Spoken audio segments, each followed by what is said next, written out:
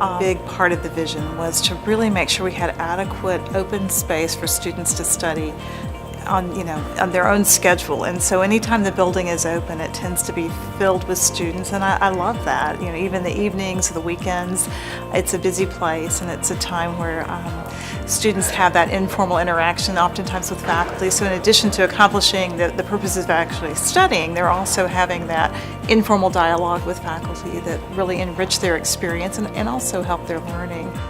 What is it you want the space to do? So we spent a lot of time trying to identify what should the spaces do, and then we would create oftentimes pilots or models and test them with the user audience, and then go back and refine them based on that. This was a really powerful process, and it also helped us accomplish another objective, which was to make as many spaces as possible do more than one job. So nearly every space you go to in this building, it can be converted into something else or used in a different way than its main intended purpose. And that allows us to get the maximum benefit from the building 24 hours a day.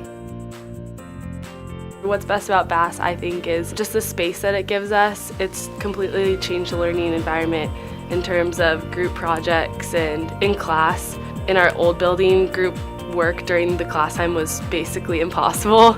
So it's no longer just working with the people within 5 feet of you. Now it's getting up, writing on the boards, writing care plans on the boards, getting in groups of 10 and working through situations together, and that happens basically in every class. So it's not just one group project at the end of the semester, it's every single day we're working as a team and collaborating. We had a lot of offices where people had to live without any exposure to outdoor light, natural light. So one of the things that was high on our list in working with the architect was how can we get everybody in an office, or as many as possible, to have access to natural light. This was the first application of skylights at TCU, and that allowed the people to have that sense of spaciousness and openness to that atrium light.